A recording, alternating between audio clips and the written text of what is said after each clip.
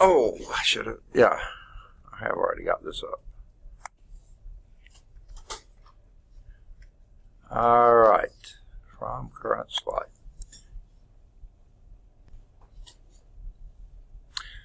Okay, while waiting for the projector to come on, let me again remind you, this is from Miss Durassi on the Birmingham campus. She is the math team coach.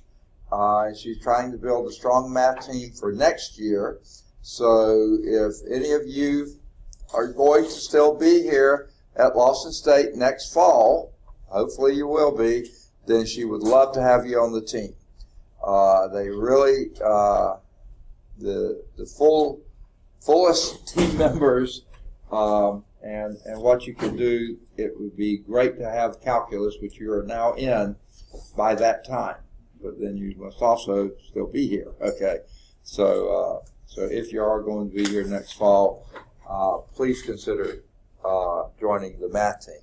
It's a lot of fun, and they are meeting. I think she may have changed the time from Friday at noon on Friday to sometime Monday, Wednesday afternoon. Because one of the students couldn't make Friday at noon, but he could do it in the afternoon on Monday and Wednesday. So either Monday or Wednesday, whichever works. Does that work for anybody here better or worse than Friday that did want to participate in the math team?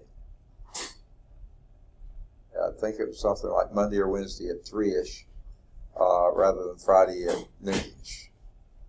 If you are interested, please let her know. Let me know too, and I'll be glad to meet with any of you anytime as well during my office hours. You know what they are, and we can have practices here where you don't have to go to Birmingham campus if that's more convenient. And let me get your name, please. Nicole. I was thinking so, but I wanted to make sure. There you are. All right. Anyone else come in since I called roll? Okay. So please consider the math team. It looks like you got a good group forming. One guy from from this class, okay? I think it was the one that he said Monday or Wednesday. No, it was another guy. But anyway, he's going to do, David is going to participate. Whether he goes to the competitions or not, he sees the advantage in doing it, and helping him in later courses. So it's real, it's there. All right. Any questions on anything we've done up till now? Okay, we are in Chapter 1, Limits and Their Property, which to me is the most boring part of Cal 1. Okay, limits are great, you need to know them, but once you get them and get into the real calculus, you very seldom use them anymore, but they are there. Okay, we're in 1.3. We finished 1.2 last time. No questions on anything from 1.1 or 1.2. Okay. 1.3 then is evaluating limits analytically, which I've already introduced you to because to me it's far easier than doing it numerically or graphically. Is just go on and do it analytically. It's easier, more straightforward. To me, it makes more sense, but in some ways the others have value too. So our objectives in this section to evaluate a limit using the properties of limits. So we were going to introduce some of those properties and then how to use them.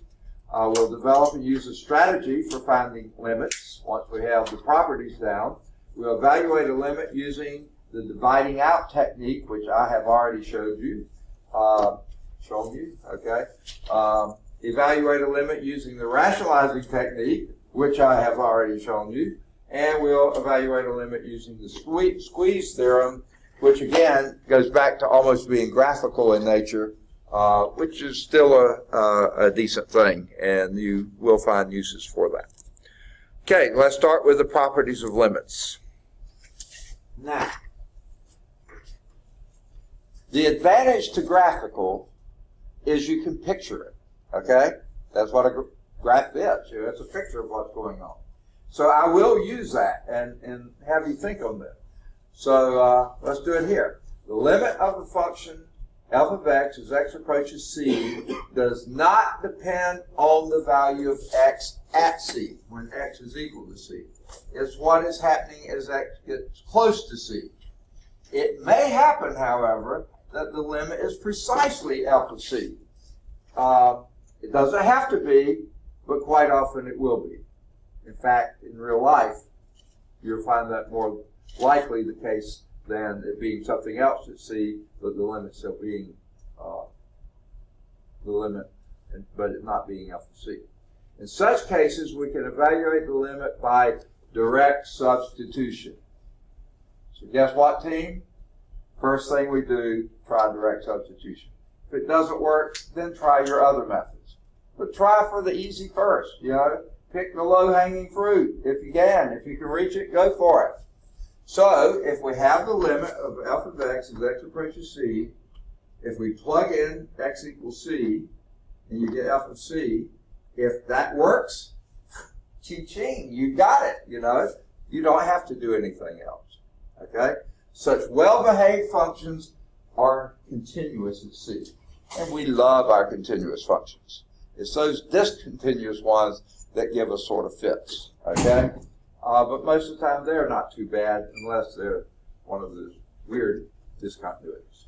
So, here are some basic limits, and these should make pretty perfect sense to you. So let's let b and c be any real number in the world. Positive, negative, fractions, decimal, rational, irrational. Any real number. B and c. Let n be a positive integer. Positive only, integer only. No fractions, no decimals, no irrational. Positive integer. Okay? The first.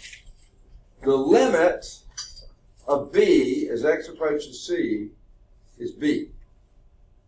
That almost sounds like double talk. And it is really so simple, it's hard to make it complicated. But think of this. Your function, f of x, is b. What do we call that function?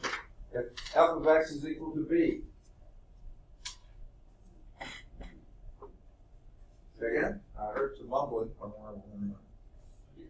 A what? It is a linear function, but it's a very special linear function. Linear function, a line has a slope. What's the slope of this function? Say again? No, that would be this one.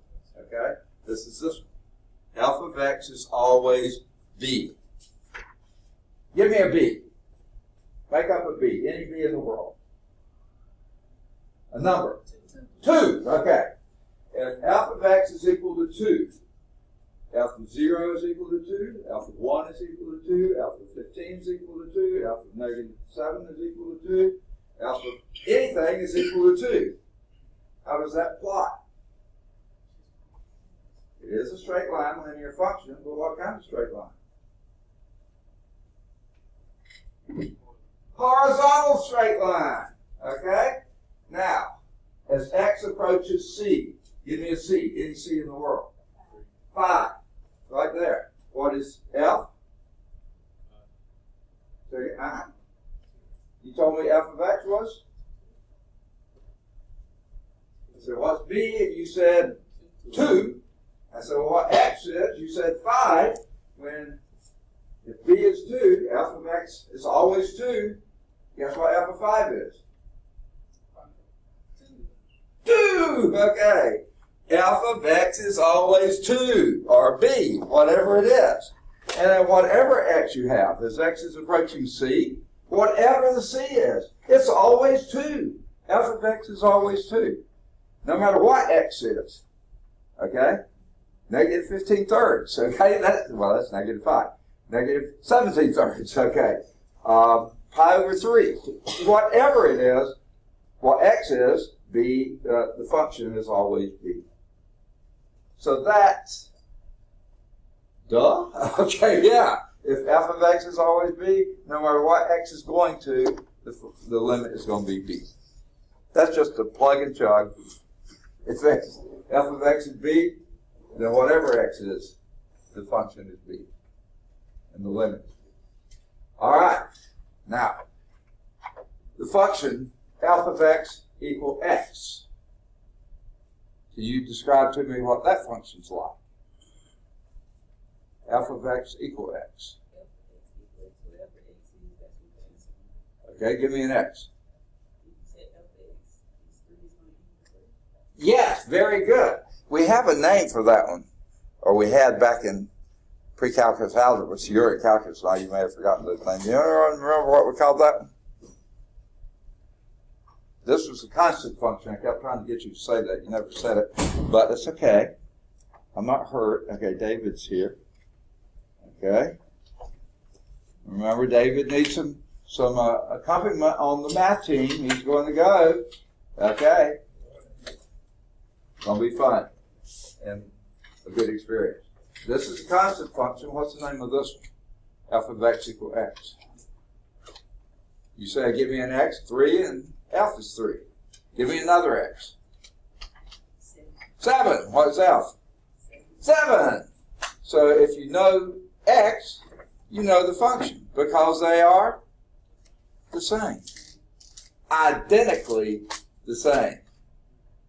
So it's called the identity function, exactly. How does it graph?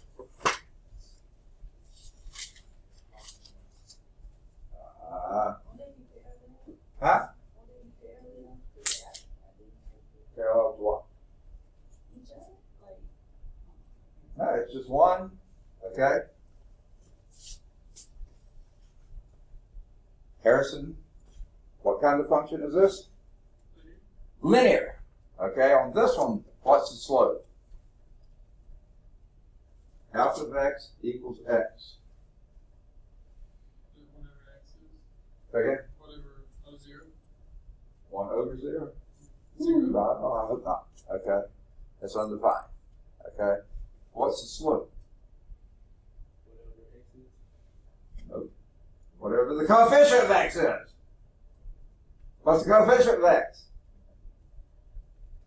1! Exactly. The slope is 1. What's the y-intercept? 0. I don't see 1, so it has to be 0. So this function is the bisecting line here.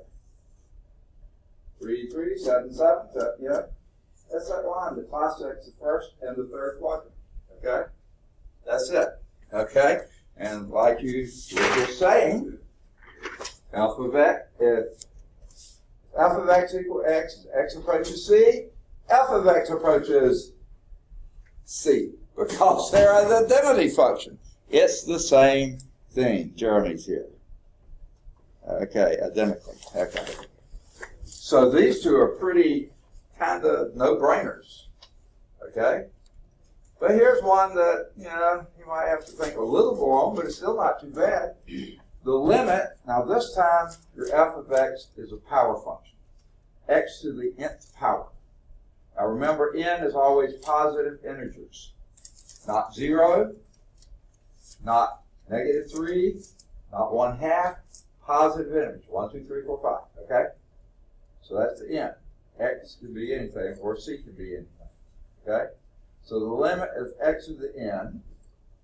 Give me an n. Make up an n. 3? Is that what you said? I can't hear well. We go 3. 3. Oh, you already said 2? Yeah. Okay, 2. So we'll take 2. What is x squared? Okay, exactly. If x was, well, wait. If n is 2, this would be x squared. What does x squared plot? That's what I'm looking for. Alpha of x equals x squared.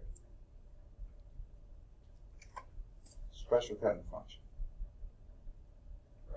Parabola, exactly. That's the graph of it. It's a parabola. Okay? And if x is equal to c, go out c, go up there, square it, you got it. So yes, if the limit is x approaches c of x to the n, which is c to the n. Okay? So yeah, these three make perfect sense. Okay? The constant function, the linear function, and the power function. All you do is plug in x for c. These are all, by the way, polynomial functions. And what makes polynomial functions so very special, they're always continuous functions. Polynomial functions are always continuous at every value, all real values. They're also smooth functions. We'll get into that later. Right now, the important thing is they're continuous. All those are polynomial functions. Okay?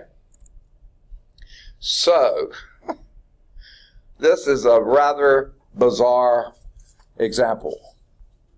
Evaluate this.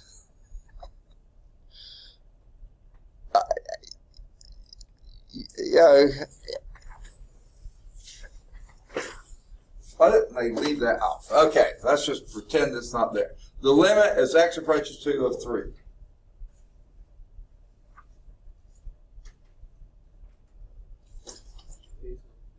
It's what? I said it's going to be 3.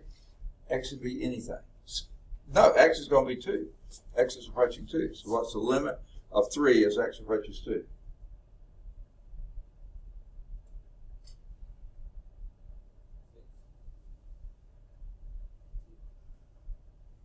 Okay.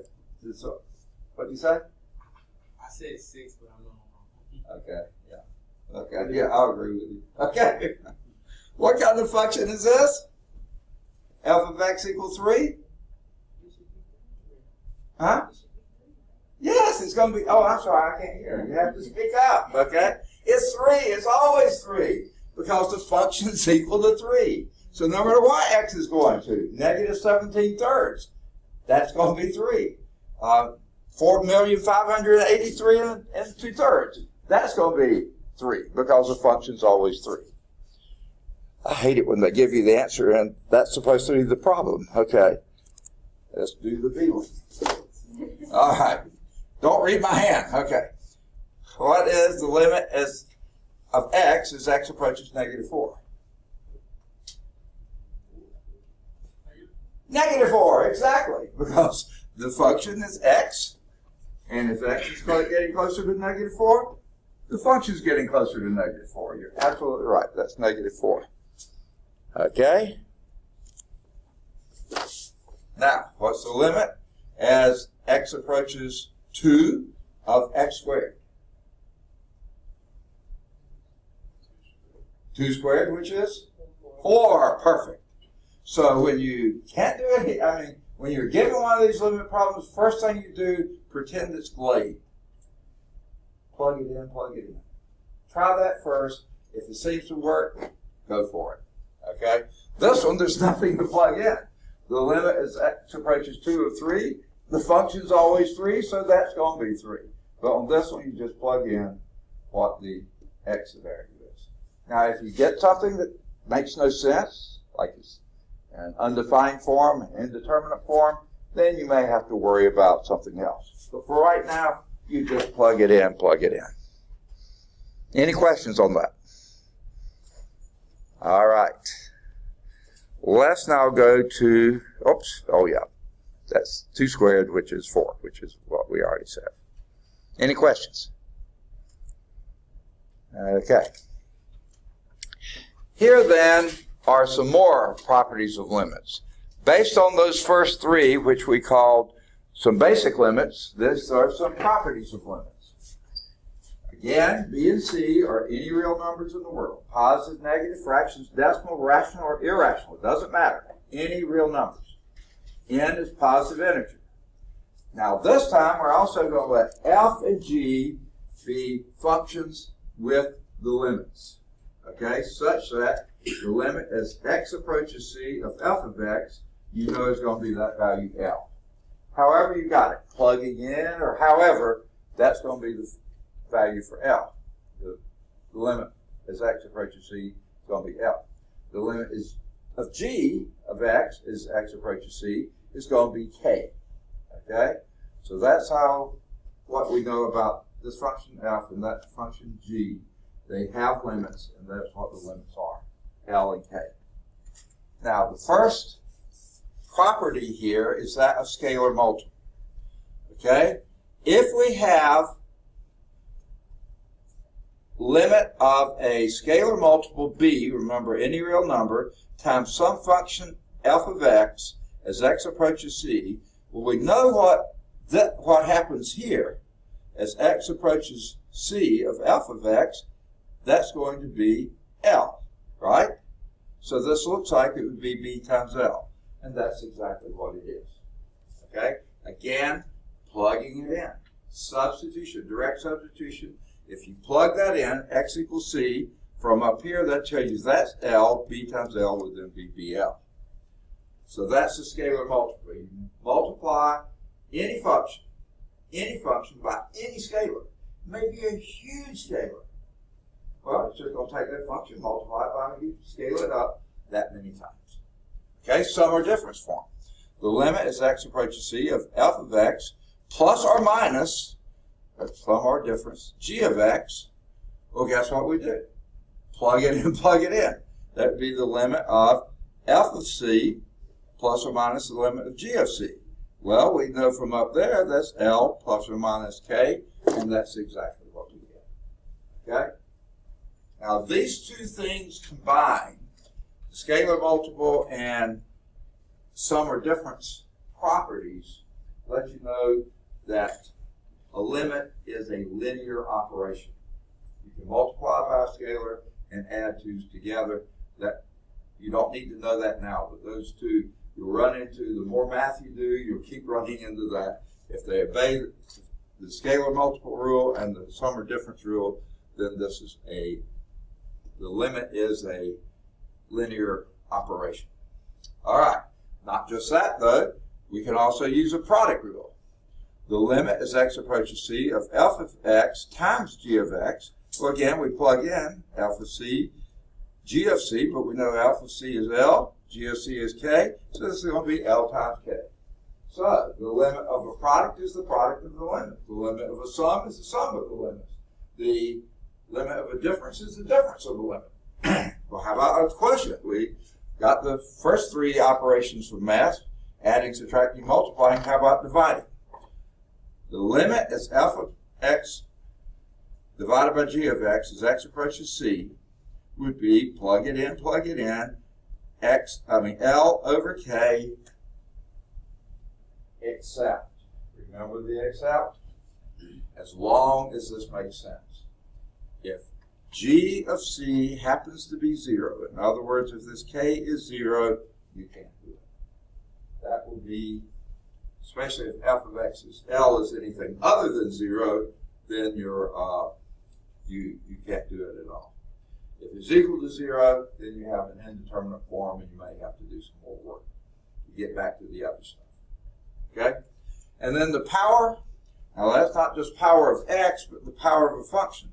The limit is f of x raised to the nth power, the whole function raised to the nth power as x approaches c, but then we expect that to be L raised to the nth power, and that's exactly what it is.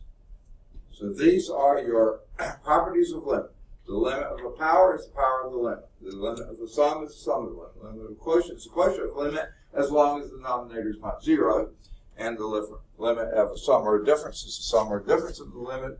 And limit of a scalar multiplied by a function is the scalar multiple of the limit. So those are your properties. Once you have those in your tool belts, you can do just about all the limits you ever need. It's only when you get into these problematic things like this that you start running into problems. Now, let me also mention this. Remember, your n here is positive integer. If that was a fraction form, especially if the denominator of that fraction, like 1/2, that'd be the square root of f.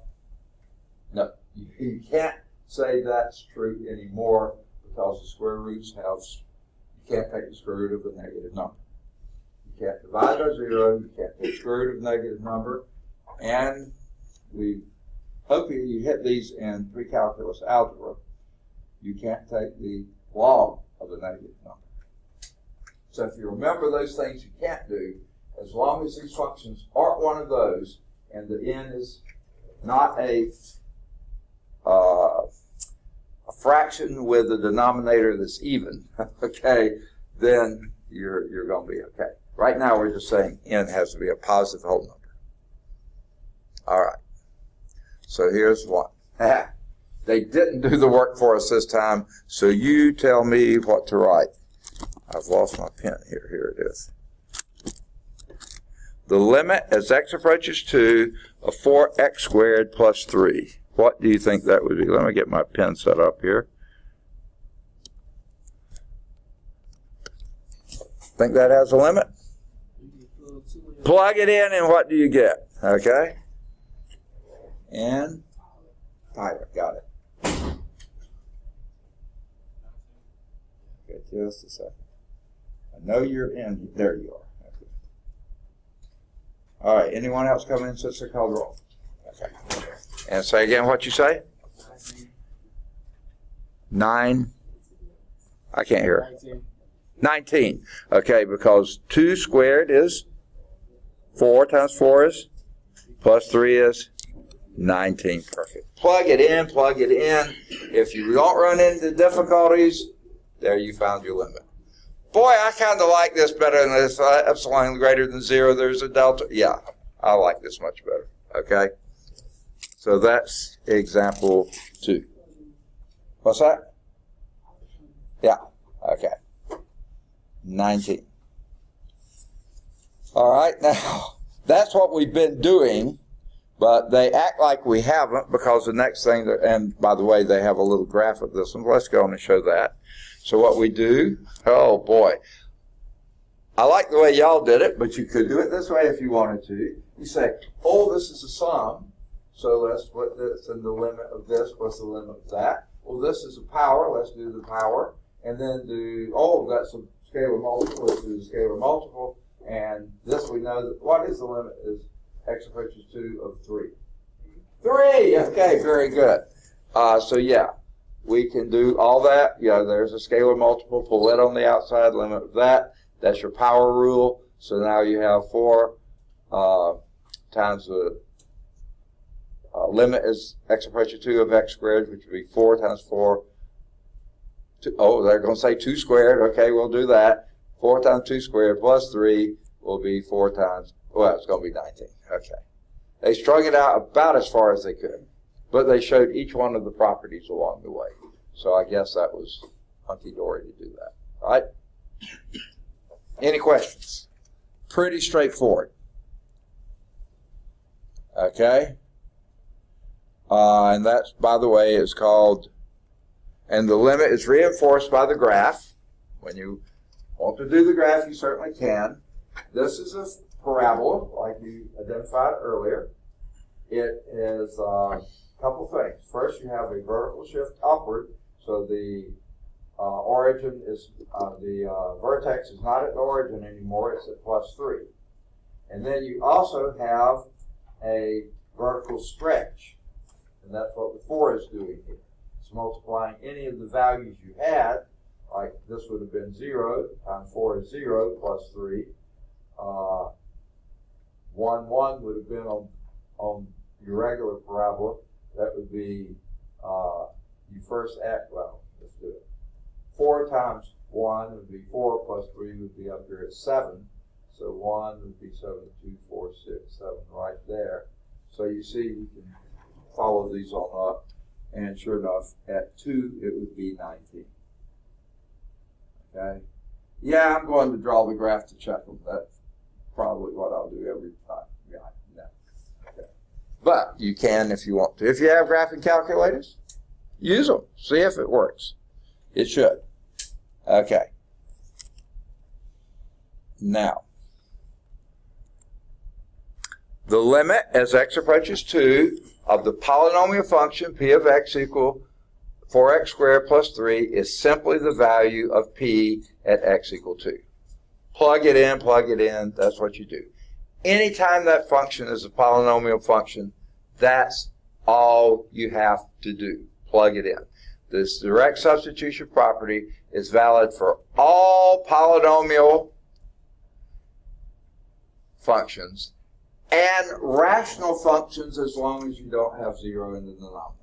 Remember what a rational function is? Rational means ratio of 2 polynomial functions. So as long as the denominator is not 0, you just plug that in too. But if that ever becomes 0, there's where you start having problems. And you have to start doing other things. Okay? Just you can't have 0 denominators. All right? So here's theorem 1.3. The limits of polynomial and rational functions. If P is a polynomial function, C is any real number in the world. Okay? Positive, negative, fraction, decimal, rational or irrational. The limit as x is approaching that number, whatever it is, of that polynomial function is just P of C. Always. Because polynomials are continuous functions. Always. Now, if R is a rational function, ratio of two polynomials, P of x divided by Q of x, again, Q is a polynomial function, C is a real number such that Q of x is not equal to 0. If that made it 0, throw it out. You can't take the limit of it if that's 0. But as long as that Q of C is not 0, then you plug that in just the same way. The limit as x approaches C of R of x would be R of C as long as Q of C is not 0. If Q of C is 0, it's not going to work anymore. But if it's anything other than 0, that works there too. Just plug it in, plug it in. All right, good deal. Any questions? All pretty straightforward so far. All right, here's example 3. Find the limit as x approaches 1 of x squared plus x plus 2 over x plus 1. Second? Well, let's see. How did you get it? Okay, and that gives you 1. Gives you plus 2. Okay, yeah, that gives you 4 over.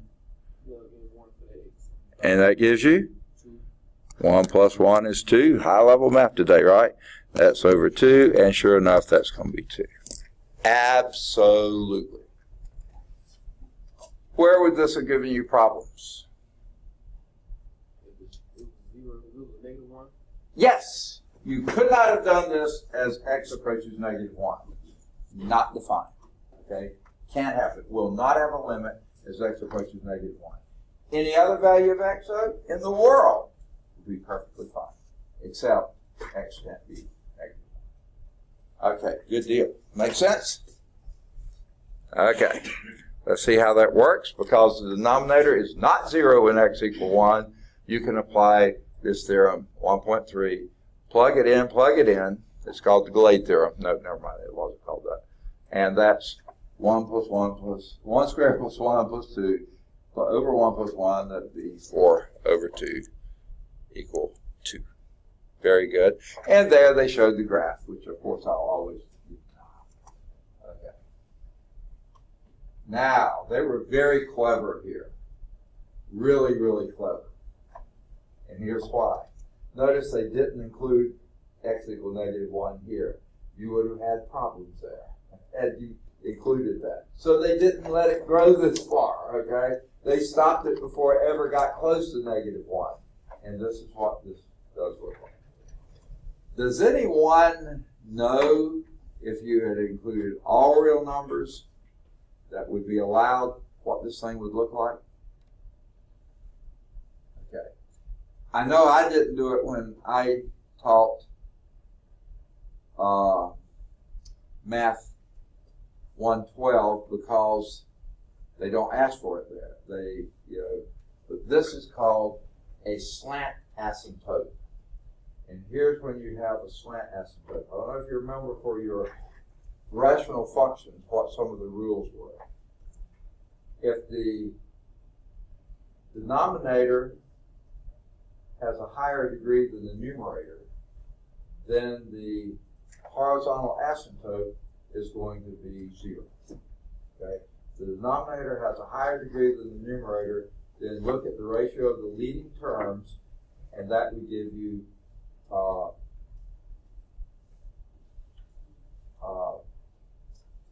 1 over x. If this had been an x cubed, okay? If it had been an x to the 5th, it would have been 1 over x cubed. If it had been an x to the 15th, that would be 1 over x to the 13th. Well, the limit of that as x gets very, very large is going to 0. So the horizontal asymptote would be 0. anytime the denominator's degree is greater than the numerator's degree.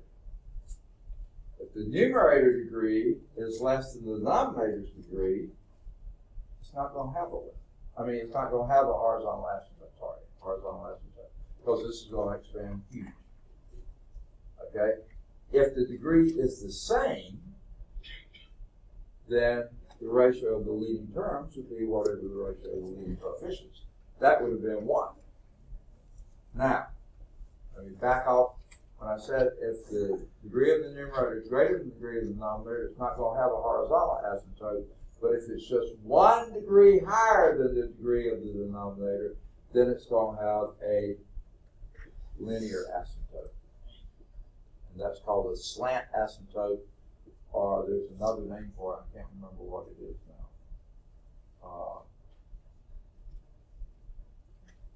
Flew the coop.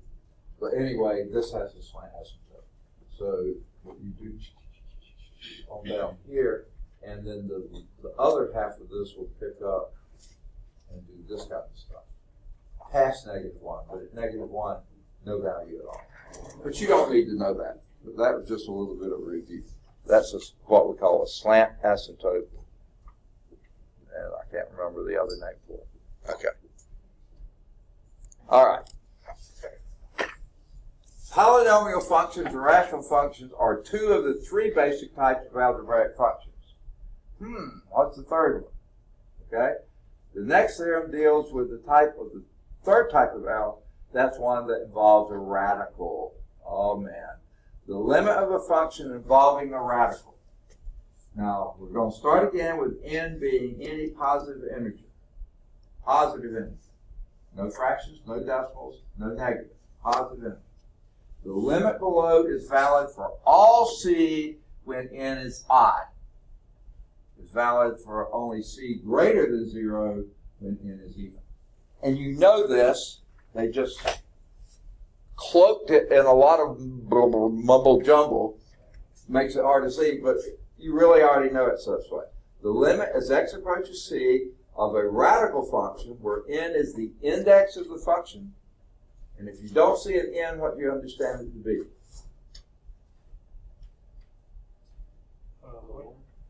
No. In every other piece of math, if you don't see a number there, you assume 1, like a coefficient or an exponent.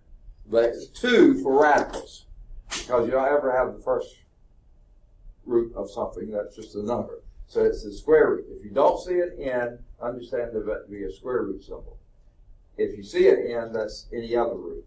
If that n is even, then c always has to be greater than or equal to 0. Now, they left off the equal sign here, and there's sort of a reason for that, but it's not really worth going into now. So we're going to say c greater than 0. Certainly, you can take the square root of 0. Okay, that's fine. I really don't know why there has to be some reason they left it off, but this could be greater than or equal to 0. But we're just going to leave it greater than now. And you just plug it in as if n is even. Now, if n is odd, that's valid for all values. But if n is even, only when you have c being greater than 0. Now, proof of that given in Appendix A. That means it's probably fairly long and complicated. Certainly take a look, especially if you're going into topology or some other type of math that you're really going to follow up with theorems, proving theorems. Okay, not my cup of tea. Okay. The next theorem greatly expands your ability to evaluate limits because it shows you how to analyze the limit of a composite function. Anyone remember what composite functions are? Oh, I hope none of you are in my Math 112 class and not remembering this. I think they left the room. Huh? Okay, kinda. But, 2 functions could be if they're added, if they're subtracted, if they're multiplied, divided. We already dealt with those. This is a special kind of combination of function if you're taking f of g of x. You compose one function and another. Yeah, you remember that, right? Okay.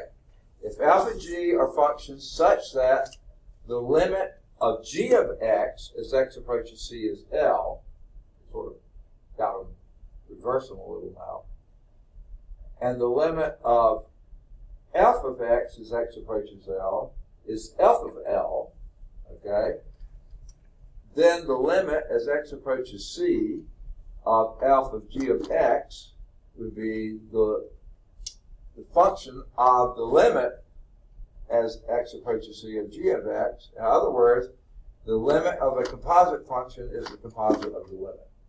Same as things we had before, that would be f of L. So it's a lot of one of these,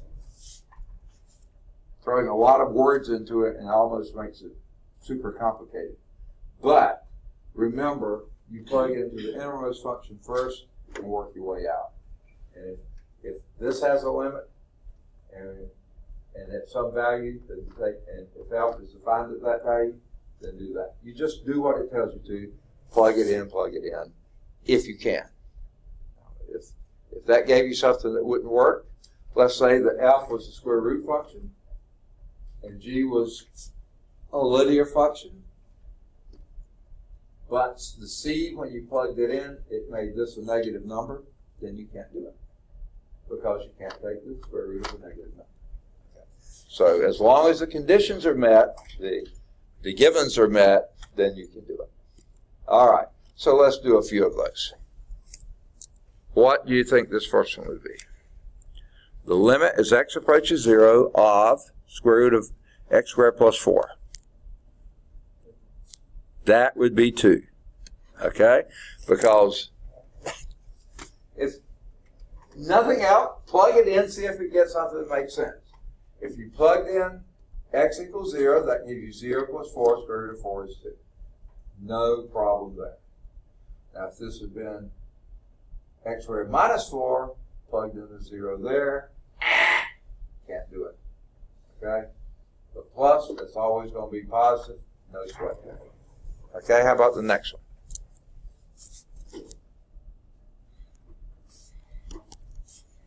What would you do? Pretend it's Glade, right? So again, the cube root of 2 times, second? Yeah, what's that? 9 minus 10. And yeah, y'all got it right. You got 2 again. Someone said it? Absolutely. Because 2 times 9 is 18. 18 minus 10 is 8. Cube root of 8 is 2. Sure enough. Now, what if that had been a minus here and a plus there? So that was then minus 18 plus 10. Can you take the square root, the cube root of negative 8? Yes, because that's odd. If the index is odd, yes, there's no problem, no hesitation, do it. It's only when the index is even that you can't take the root of a negative number. That would have been the negative to the other scenario. All right, good deal, folks. That was also 2. They're stuck on 2s in that problem. Okay. Now, oh yeah, let's see how they do it. Let me go and erase what I did. Okay. And the solution, because, in short of anything else, plug it in. Because the limit of 0 squared plus 4 is equal to 4.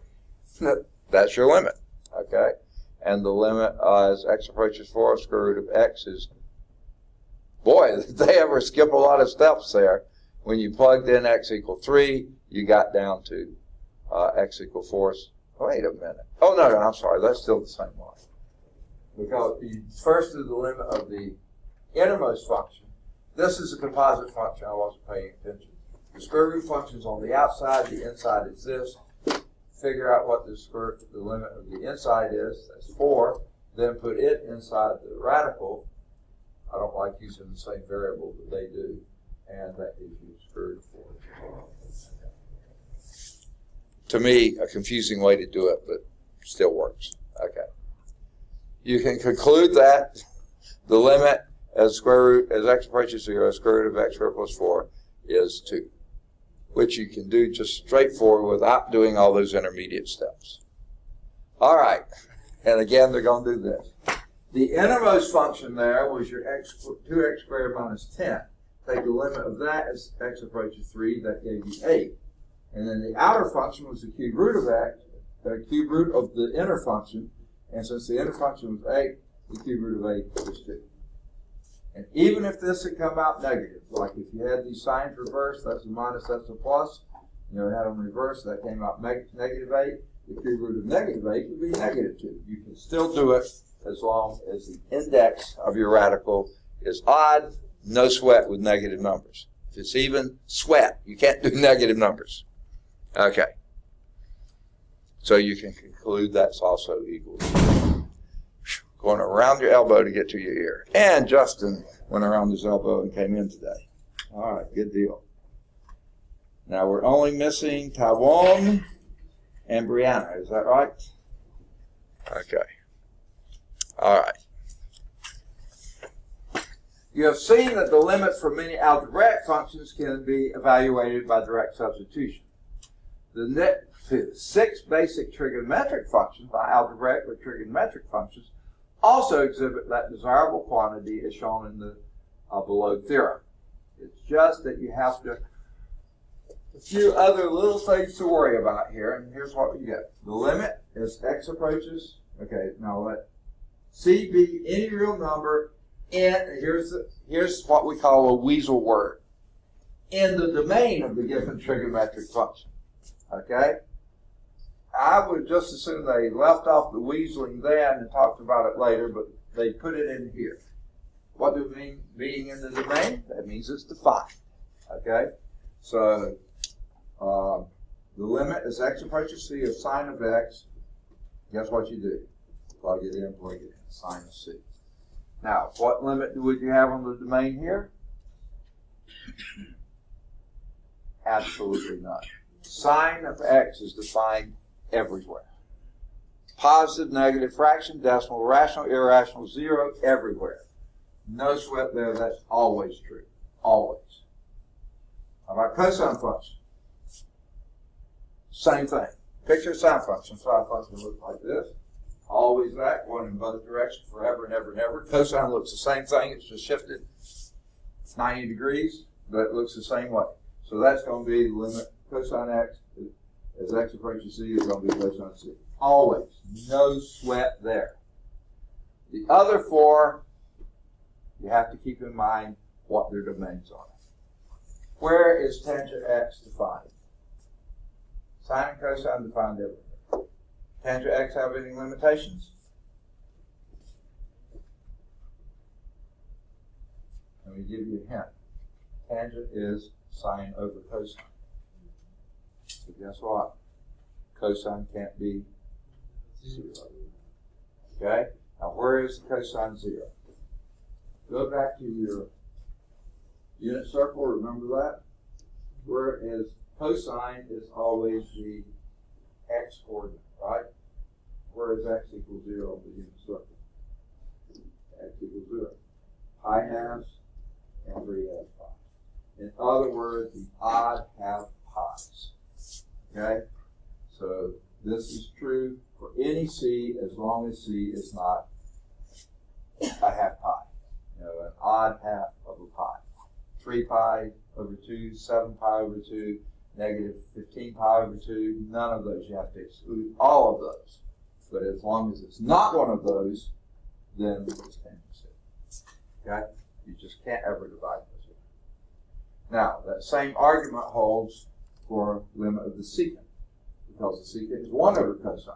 So anywhere cosine is 0, this would be, secant would be 1 over 0, undefined, so you just leave those out of the domain, but any other part. So again, as long as c is not a half pi, or any multiple, odd multiple of a half pi, positive or negative odd multiple of a half pi, the limit would be secant c. Now, cotangent. remember, if tangent is sine over cosine, what's cotangent? Cosine over sine. So anywhere where sine would be 0, where sine equals 0. Your whole pi, 0, pi, 2 pi, 3 pi, 4 pi, negative pi, negative 7 pi, any whole pi. So x can't be the cotangent, x cannot equal a multiple of pi. Any whole number multiple of pi. Well, integral multiple of pi, positive or negative. As long as it's not, then the cotangent of x is cotangent of c. And the same thing goes for cosecant, because that's 1 over sine, so its domain excludes the even, excludes the whole, the integral values of pi. Okay. Easiest way to say it. But as long as it doesn't, then plug it in, and it works. They just took out the ambiguity in saying it has to be in the domain. And that's true. You could have said that for any of the functions. You know, if it's in the domain, it works. Okay? Oh, they have example 5 here. Let's do them. I hate that they do this for you. What in the world is the limit of, as x approaches 0, tangent x? Oh, we have to remember the trig? I thought you just had to get a grade in and you were through with it, right? No! Okay, what is that? Tangent 0. What is tangent 0? 0, okay? And again, it may be helpful to remember how these functions look on graphs. I like to remember that. The tangent, you remember, goes like this. It's 0, 0. Or, even better, sine over cosine. Sine is 0. It's 0. Cosine is 1. It's 0. So 0 over 1 is 0. Okay, that wasn't too bad. Let's do the B one here. The limit as x approaches pi of x cosine x. What do you reckon that might be? Anybody? Don't read my hand. Say again? Negative pi. Negative. Yeah, you're absolutely right. Because if x approaches pi, this would be pi times cosine of pi. Cosine of pi, think of cosine, starts at 1, 0, negative 1. So it would be negative pi. You're absolutely right. Because this is a quotient function, split them up, and this would be pi times negative 1, and that's negative pi. Good deal. Y'all are quick. Any questions on that? Okay, let's see if we can get another level of thing. How about this one? The limit of x approaches 0 of sine squared of x. 0. Very good, because sine of 0 is 0, so sine squared of 0 is 0. Yeah, very good. Pretty straightforward. Any questions? All right. Liking limits a little better than you did after Wednesday? I do. Okay. Makes more sense. All right. So what's a strategy for finding the limits? Here we're going to get into some of the things we've already talked about a little bit. Okay? You studied several types of functions whose limits can be evaluated by direct substitution. All polynomial functions, all rational functions as long as you don't have 0 in the denominator, all power functions, okay, include that. Radical functions as long as the radical is defined. In other words, if it's an even index, what's inside has to be greater than or equal to 0. If it's odd index, any of them will work. Okay, and then your trig functions as long as they're in the domain. Okay, this knowledge, together with the next theorem, can be used to develop a strategy for finding limits. Functions that agree at all but one point.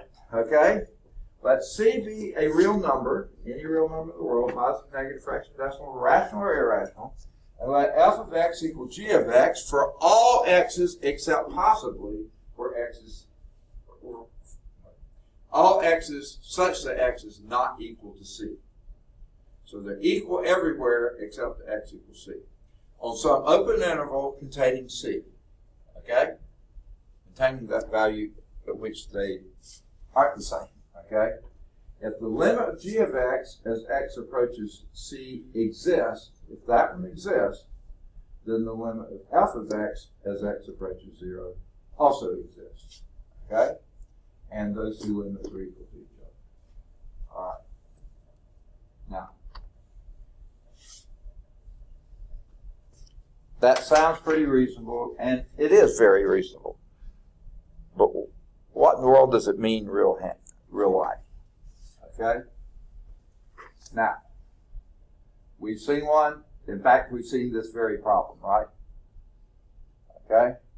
Long time passing when we did all those numbered, numerical, and maybe even graphical. Okay. But what would happen if you did it the way we were just doing? I guess? Would it be undefined? Okay. Indeterminate. Okay. Undefined would be something other than 0 over 0. Certainly you have a 0 in the denominator, which brings you to problems. Okay? Now, if that numerator was something other than 0, undefined, throw it out, doesn't exist. However, that's also equal to 0. So now what you have to do is determine is there a limit or not, because that's an indeterminate point. Okay? Now, what would be your approach? Quotient rule? Say again? Quotient rule? I still can't hear. Quotient rule. Quotient rule. Okay, what do you mean by that? Okay. You got the factor. Say again? You got the factor. Aha! Do you remember what we did before? What we're going to do now is factor it first. Okay? This one doesn't appear, we can't say whether it has a limit or not, but if we do factor this, what does that numerator factor as? Does anyone know? It's the difference of two perfect cubes?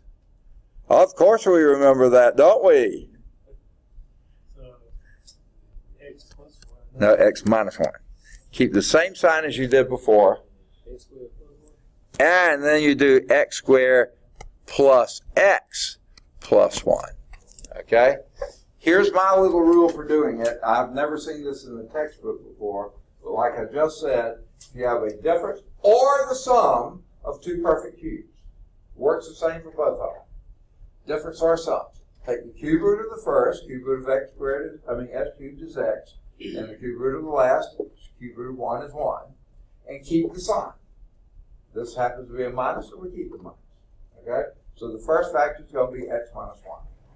Okay? For the second factor, you know it's going to be a trinomial, a quadratic trinomial, and you also know that quadratic trinomial will never factor. Okay? I want to say that. Make it true. Okay? Now how do you get that? Well, forget this. Square the first term, x squared. Change the sign. The opposite product of the two, the product of 1 times x is x. This is a minus, we'll make it a plus x, and then square the last term, plus 1. So you have now factored the trinomial, and then when you write the denominator under it, x minus 1, what do you notice? The x minus 1's divide away. And that leaves you with the limit as x approaches 1 of x squared plus x plus 1. And what's that? Say again? 3 is what you said? Yeah. Okay, I can't hear well. Okay, 3. Exactly. Okay, 1 squared is 1, plus 1 is 2, plus 1 is 3. High-level math today. Okay. Does that make sense? Now, they haven't shown you that yet. And by the way, that theorem, I don't know how they do this, but for those who don't have books yet, I want to show you what I'm talking about here. Let me just go back. I wasn't paying attention. Yeah. Ooh, I wasn't paying attention, was I? Yeah. I was really not paying attention. The theorems we've done today, theorem 1.1 has this little, I know they have a name for it. I can't remember what it's called. I call it a square barcode. It's not a barcode. It's a square, but it's you can read it with your phone. If you go to that, you'll get calcu.com. This one, theorem 1.2 had that. Theorem 1.3 did not, 1.4 did, 1.5 did, 1.6 did not, and this is 1.7. It does have that one as well. So that one that we... Did they show that? Yeah. The one we just talked about before we did this exam. Okay? Now, what they're saying is, we know this has a limit is 3. We know that one must also have a limit because that's equivalent, okay? It's not defined at x equal 1. This x equal 1. This one is defined at x equal 1 because this has a limit that has the same limit. Doesn't have a value there, but it has a limit there. Remember, that's the difference with limits. You may not have the value defined, but you do have. So how do they represent a function such as that? Let me erase this. And that's what they did. Same thing we did. All right. But notice here, even after you cancel this, you still have to say x cannot equal 1 because it couldn't equal 1 here. It can't equal 1 here even though you canceled it out. So it's not equal to it, but it does have a limit at it. You can plug it in and get what the limit is. Okay. And if it's the limit for g, it's also the limit for x, for f. Okay. So here's how we do that. The f function, which cannot have a value at x equal 1, you put a hole in the graph right there. It looks just like that parabola, this parabola here, because this parabola is defined everywhere, except pick that value, 1, 3, put a hole there, and now that covers this. Limits are the same. That one has a value there. That one does not have a defined value. Okay? So that is the good old hole in the wall game. Okay. None of you are old enough to remember Butch Cassidy and the Sundance Kid, are you? Oh, you are. Okay, good. That's where they named that function. No, I just made that up. Okay. So, now we get, well, no, we don't. Because the limit as x approaches 1 of g of x exists, you can apply limit theorem 1.7 to conclude f and g have the same limit at x equal 1. Even though f is not defined at x equal 1, they have the same limit. Okay? And they went through all this again. Okay. And that's 3. All right. So what's our strategy for finding limits? This one's sort of a catch-all. Learn to recognize which limits can be evaluated by direct substitution. Well, that's the whole point, isn't it? Okay. Yeah, but guess what? Plug it in, and see if it works. If it doesn't work, it can't be evaluated that way. Okay? Now, they listed all those that can, but even if you don't recognize it, plug it in and see.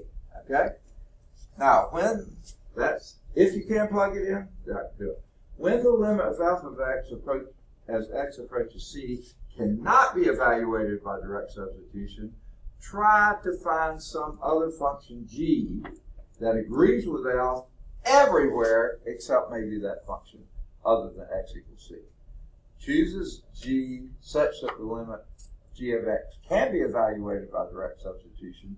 Then when you do that, you can find the limit for f. Even though f is not, you can't plug it in and do it, but you find the limits are the same. Then apply theorem 1.7 to conclude analytically that the limit is the same. Okay? Even though this value doesn't exist at x equals c, if this one does and they're equal everywhere else, then the limits are the same. And use a graph or a table to reinforce your conclusion. Okay, if you want to. That's a lot of extra work just to reinforce your conclusion. If you're pretty certain of it there, I think you're going to be okay.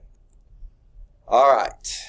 So we've already expressed this twice now, and now they're going to tell you how to do it.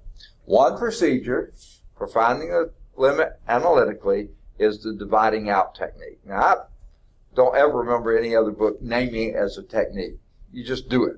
This technique involves dividing out common factors. So in other words, like someone said, factor everything in sight, and if you can eliminate by dividing out, then you've eliminated the problem.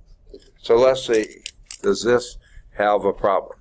The limit as x approaches -3 of that rational expression. What you think? Yay or nay? Will substitution work? No, because why? The denominator becomes 0. So then we look at the numerator, what does it become?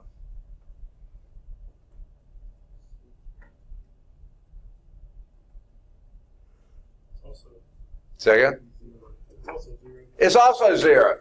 Okay, it may still have a limit. If that denominator was 0, if that numerator is anything other than 0, hang it up, Jack, the limit does not exist. Can't happen. Okay? That's an undefined form. But when it gets 0 over 0, then you got more work to do.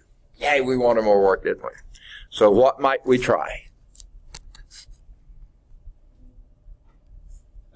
Factor everything in sight. Okay? If it's factorable. Okay? The denominator is not, so leave that alone. Oops. But don't change it. Okay? I just changed the 2 to a 3. Not allowed in most states. Okay? All right, got it. Change the 3 to a 2. Well, that first, will the numerator factor? Okay. I don't know how y'all are on your factoring. Hopefully you're dead on with it. But in case you're a little rusty, hey. Sorry. No problem. I'm not gonna be with my Brianna, all right? No. No, I'm Kanisha. sorry. Kanisha, you're in the other class. Yeah, I'm not gonna be here tomorrow, so I want to I'm tell going my to be here tomorrow. How can I live? Yeah, I got rotation. I know what you're doing. You're meeting that January deadline, aren't you? Yes. Yes. Okay. Now, okay. I should have figured. I think you'll see it. Yes. Okay, that's it. All right. Good deal. Thank you. All right.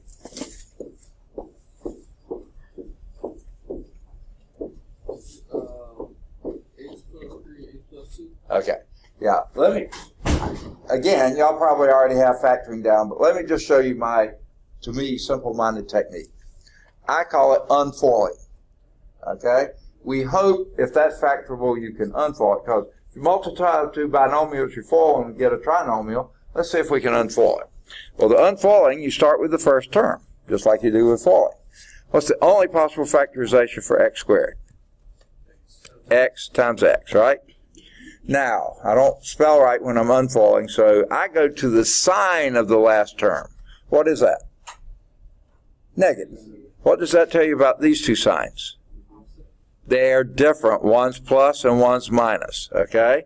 And then we go to the last term, 6. So the only possible factorization for 6, now since the coefficient of x squared was 1, makes it pretty easy. You want two numbers there that multiply to be 6, but because the signs are different, their difference is the middle term, which is a plus 1.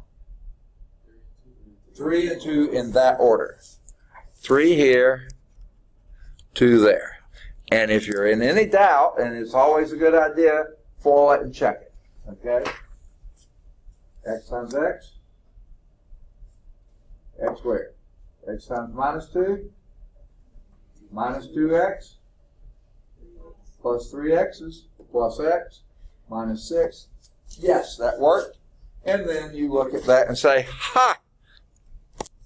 We can divide out those common factors. So now we have the limit as x approaches -3 of x minus 2.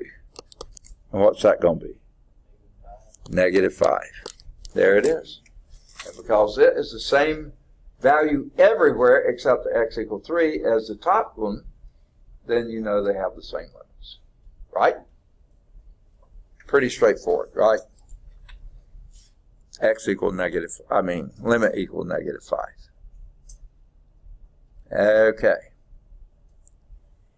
Now, I guess I need to erase that. And although you're not taking the limit of the rational function, although you are taking the limit of a rational function, you cannot apply the theorem 1.3 to it because the limit of the denominator is 0. Well, guess what? You plug it in and you see that. So then you can't do it. You can't plug it in, okay? But it did give you 0 over 0, and that's what we call an indeterminate form. If that had come up 7 over 0, hang it up. There's not going to be anything you're going to do to make that have a limit, okay? But 0 over 0, indeterminate, it may have a limit, and then we proceed. And that's what we did. Because the limit of the numerator is also 0, the numerator and denominator and the numerator and denominator have a common factor of x plus 3, you can proceed. If they didn't have that, you got more work on your hands, okay? So for all x not equal to 3, you can divide out that factor to obtain x minus 2, that's your g of x, and that's true anytime x, any x, but also even including x equal to negative 3. For f, it can't be negative 3, and that's what they're saying here too. But then that limit would be the same, and the limit of x minus 2 as x approaches negative 3 is negative 5.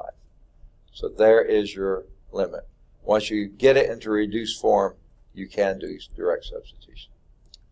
And that's shown here. X can't be negative 3, so you have a hole in the graph for this function. The other one would not have a hole in the graph, but this one does have a hole in the graph at negative 3, negative 5. Okay? Does that make sense? All right, good deal. Any questions? Okay. Now, example 7, direct substitution produces a meaningless form, 0 over 0, except it's not meaningless, okay?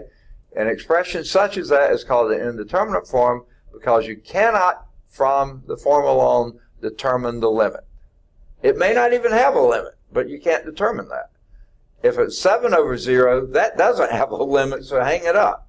But if it's 0 over 0, you just can't tell. When you try to evaluate a limit and counter that form, remember you must rewrite the fraction so the denominator does not have 0 as its limit. And one way to do it is to divide out common factors, which we've just seen. But what if it's not factorable? What do we do then? Well, another technique will be rationalizing. Now that doesn't mean, oh, well, it's making an excuse for it. That's not that kind of rationalizing. It's making the denominator a rational value. Or numerator sometimes a rational value. Another way to find the limit analytically is the rationalizing technique, which involves rationalizing either the numerator or the denominator of a fractional expression. Okay? Now, of course, the only things you need to rationalize are irrationals. Usually your irrationals involve square roots or cube roots or some sort of root. We know that rationalizing the numerator or denominator means multiplying the numerator or denominator by the conjugate of the numerator or denominator. And what is the conjugate? Same two terms with the sign change. Yes, exactly. Now, not both signs opposite, just the middle. So, for instance, right here, square root of x plus 4 and x, okay, over x. Now,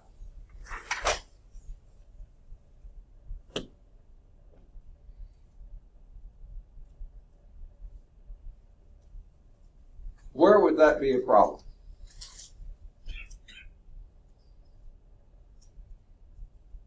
I really don't like this example here. It's not really an example, but it's just showing you what they're talking about.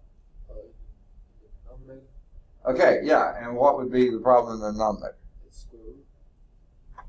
Okay, now right now, denominator can't be 0. Okay. But guess what? If you put 0 here, you don't have a problem at all. So what you would have is 4 over 0. You wouldn't do a thing to this. You'd hang it up and say, no limit. Limit does not exist because 4 over 0 is not an indeterminate form. That's Don't mess with me form. That's an undefined form. You can't do a thing with it. But that's not what they're doing here. They're just trying to tell you what they mean by the conjugate. What is the conjugate of the numerator?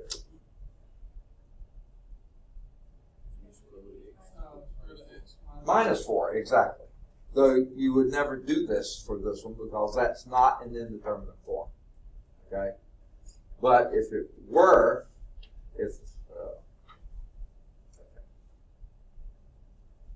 let's just leave it alone. But that is the conjugate of the numerator. I think it's a really poor example. Okay. Here's a much better example.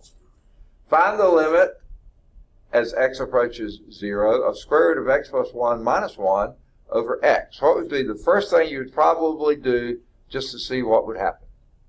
Plug it in, and what happens when you do that?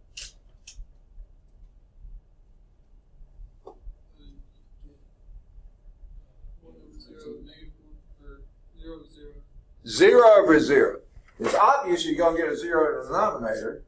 So if you get anything other than a 0 in the numerator, you know your answer. Doesn't exist. But when you plug in a 0 here, that would be square root of 1, or minus 1. You get a 0 there too. So you can't say the limit doesn't exist. Certainly that's not something you can factor. So what we do is what?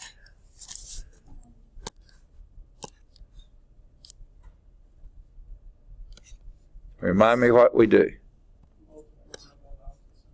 Okay, and what would that be? Leave that alone. Now you put a plus 1 there. That's the conjugate of the numerator. Don't change it inside the radical. Change it between the two terms. You see? If you did that to the numerator, what must you also do? Multiply the same thing by the denominator. The square root of x plus 1 plus 1. Why can you do that? What makes that legal to do? What is square root of x plus 1 over square root of x plus 1? 1! And when can you multiply by 1? Anytime you want to. It doesn't change the value at all. Okay? So that's a legal move in most states. Okay? Now what does that give you in your numerator? Well, think of this as a foiling. First terms are that. And what does that give you? X plus 1, because the square root of x plus 1 times the square root of x plus 1 is x plus 1. Okay? Do you need to do the rest of foiling? I'll just tell you right now. The outer and the inner, they're going to add to 0, aren't they? Because these are conjugates. So what is the only thing you really have to worry with? The last terms, which are minus 1. So your numerator becomes x. Okay? That may still give you problems because that's still going to be 0. But what about the denominator now? What do you get down there? X times the square root of x plus 1. Yeah. Plus 1. Right? Now what do you notice you lose here? The what? The x's divide away. We don't cancel, we divide them out. Okay? So that leaves us 1 over the square root of x plus 1 plus 1. That one, now let's take the limit of that as x approaches 0. Can you do that? What does that numerator become?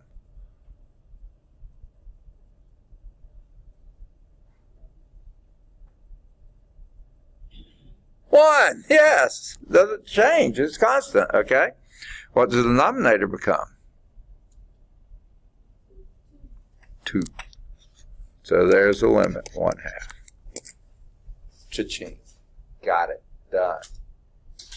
Make sense? All right, good deal.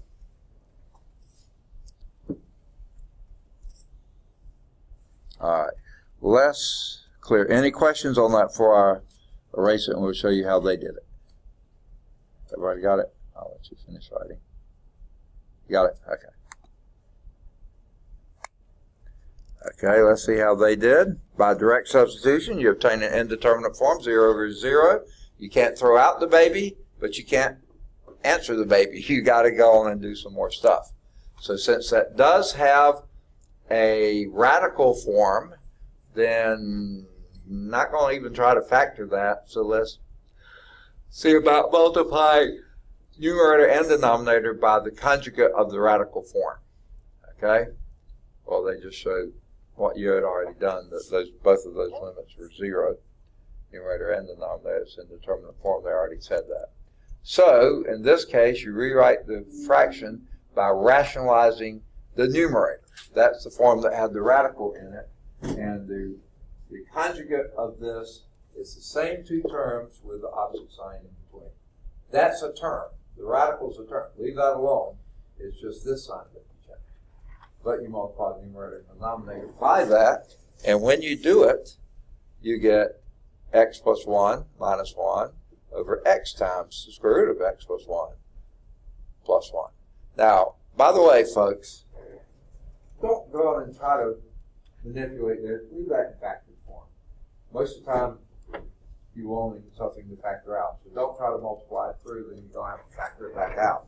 But that numerator, you see, it does reduce to x, and now the x's divide away, and you're left with 1 over that.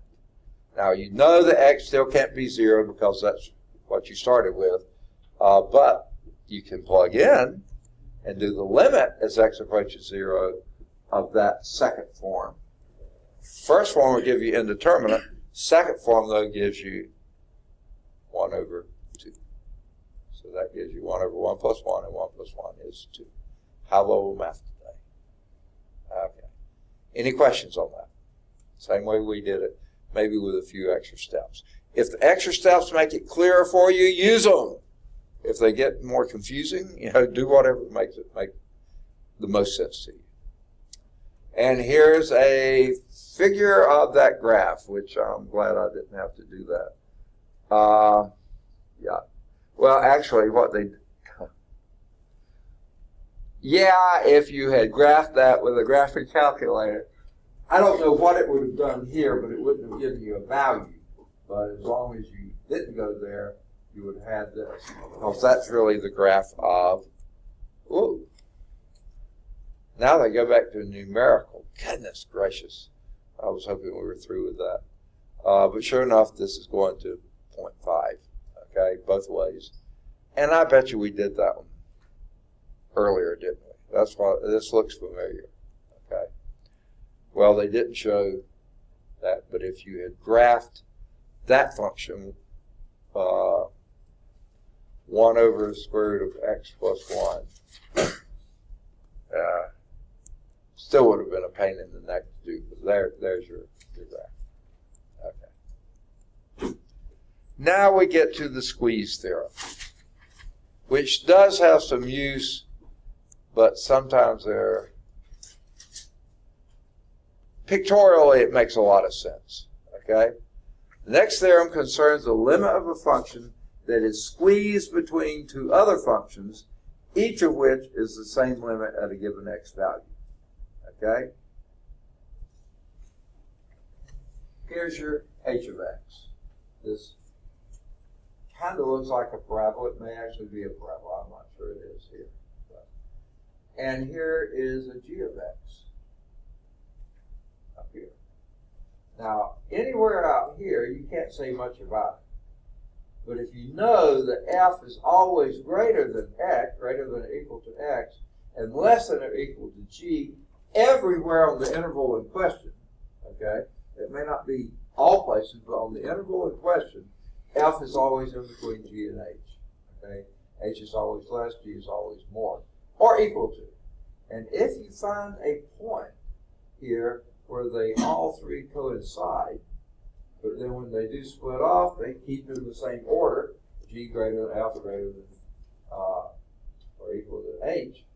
If that's the case, then if this one has a limit and that one has a limit, even though this is a weird function you don't know how to take a limit of, if you can see, it's always in between g and h. and they both have the same limit at C, F has to have the same limit at C.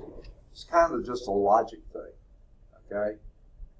Now, of course, you have to have two functions whose limit is the same at C, and that are at every other place, G is always greater than or equal to F, and H is always less than or equal to F.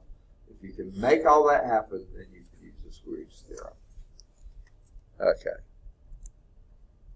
So here it is written in math speak. If h of x is always less than or equal to f of x, and g of x and f of x is always less than or equal to g of x, for all x's on some open interval containing some point c, except possibly at c itself. Okay? So if f was defined weirdly or one of the others was weirdly, but they're all there and in that interval, except possibly c itself. And if the limit is h of x, as x approaches c, is L, and that's a small function, the big function, g of x, the limit of that as x approaches c is L, then f has no choice. It's squeezed in between the two. It can't go anywhere. It has to have that same limit. Now that's if this thing is true everywhere except c, possibly c. Anywhere else, I mean, it could be defined otherwise, but everywhere else that's true, then the limit has to be. So the squeeze theorem is also called the sandwich theorem if you're hungry, okay, or the pinching theorem if you're being a bully. Oh, no, not that, okay. The theorem, two special, okay, yeah. This belongs on a different slide. They just put it on there. So this is what these are. I don't think they show any examples with them, so they're going to leave those to the homework exercises, I bet. Okay. Now, let's look at two special trigonometric limits. That's what theorem 1.9 is. Now, both of these two theorems have the square barcodes. I know that's not what you call them. In them, so you can pull these up and look at them on calview.com. And he has tutorials, everything you need for that. Here's two special trigonometric limits. And we will use both of these. This one probably more than that, but we will use them both. Here we have a limit as x approaches 0 of sine x over x. Well, first thing you would do would be what? Plug it in. What's the sine x as x approaches 0? 0. What's x as x approaches 0? 0. Indeterminate form. Okay? Now, they're telling us that indeterminate form happens to go to 1. Now, I want to give you, at least for me, it's give me a warm and fuzzy anyway, okay? I'm not sure it'll do the same for you, but it does it for me. If I were to plot the sine function, we know at 0 here, and at pi halves it's at 1, and at negative pi halves it's at minus 1, okay? And, here at 0 again, so it does something like that, right? Well, it's supposed to go through 0, right? Now, there's a sine function. If I do the identity function, it graphs just like this. And really, when you put those on top of each other, the ratio of the slopes of those functions look like they're the same. So that lets me think, yeah, I can believe that the limit of that is going to be 1. Okay? Because they're not changing. If they had been like this, I'm not sure that limit's going to exist. But with them like that, the slopes and everything the same, I can be convinced, yeah, that should have, they're approaching 0 at just about the same rate, so I think the limit would be that. And sure enough, it is. All right, the next one, 1 minus cosine x over x. Okay? Guess what that goes to? Plug in x equals 0. Cosine of 0 is 1. 1 minus 1 is 0. This is 0. Okay? Well, this time, cosine, something like that, pretty ugly, cosine. And 1 is this. Okay? Those slopes are nowhere close to each other. This is slope of 0. That's 0 right there, but it's not 0 on either side. And so I'm not about to think that ratio is going to be 1. It's not clear where it, I'm sorry. Didn't draw it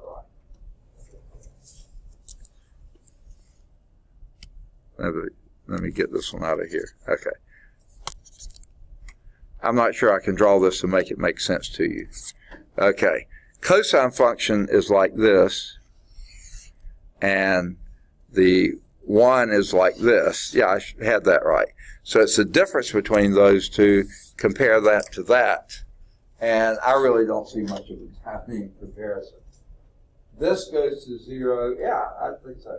The difference between these two is 0 for quite a ways around it. This is not. This is 0 only right there, and here it's not 0. So this, on real close here, that's close to 0 over something not 0. That's going to be a limit of 0. Okay? That may not be as helpful for you as I don't use it. This one, though, I really do. That helps me remember sine x over x is going to be a limit of 1.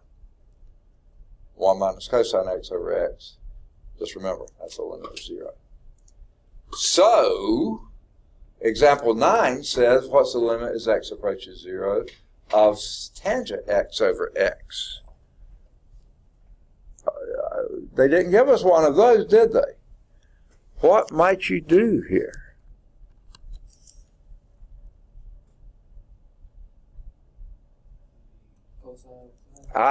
Except I would say it right. Sine over cosine, okay. That would be sine x over cosine x times x, right? Because the x is already down there. This is the tangent and there's the x, right? Is that the same? Okay. Now, how about this?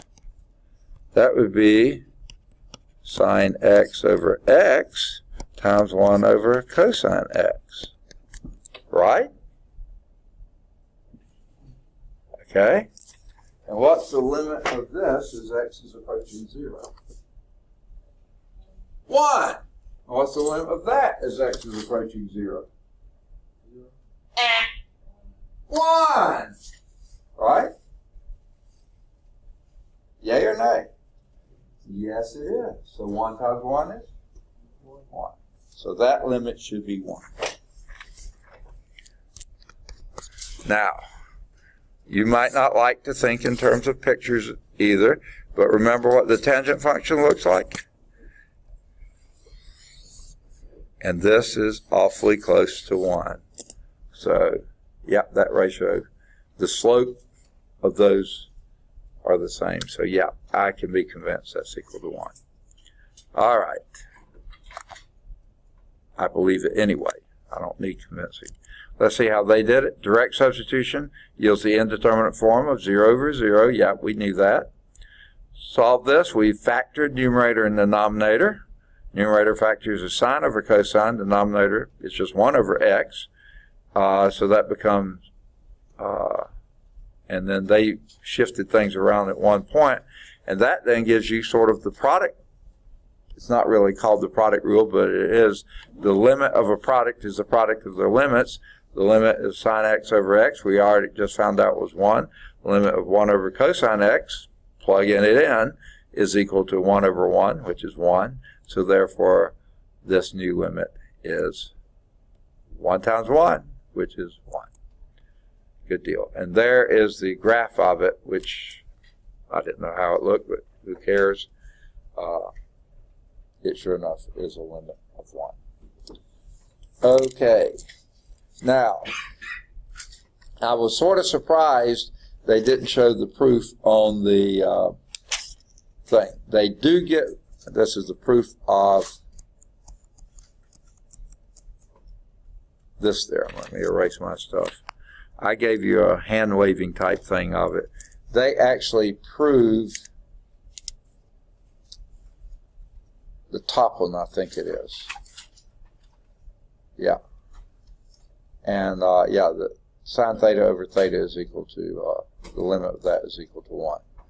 And it's a pretty nice little proof. So I thought since they had a figure on it, they were going to show it. They didn't. So still worth reading through to see. Okay? Now, sad news is we didn't quite finish. Well, we finished the slides, didn't we? Okay, we didn't do example 10. We'll start with example 10 next time. What I did with, oh, there they are. Next time, but let me give you some homework exercises, okay? Do any of the odds 5 through 21. All of those odds are in calctrack.com, but 7 is at calcview.com. Do any of the odds either 23 or 25. Both are at calcchat, but 25 is at calcview. Do any of the odds 27 to 35. They're all at calcchat, but 29 is at calcview. Do either 37 or 39 or both. Both of them are on calcchat, but 39 is at calcview. Do any of the odds 41 to 45. They're all at calcchat, but 43 is at calcview. Do any of the odds 47 to 55. No, I'm sorry, 61. And they're all at calcchat, but 53 is at calcview. Do any of the odds, oh no, let's see. No, hold off. In there, and you can stop after 61. After we do the example, whatever that is, 10, we will then do the rest of those. Good deal. Any questions? Make sense? All right. Hang with it, folks. By the way, every example we did, no, I'm sorry. That's my other text. Yeah, never mind. We got it. Good deal.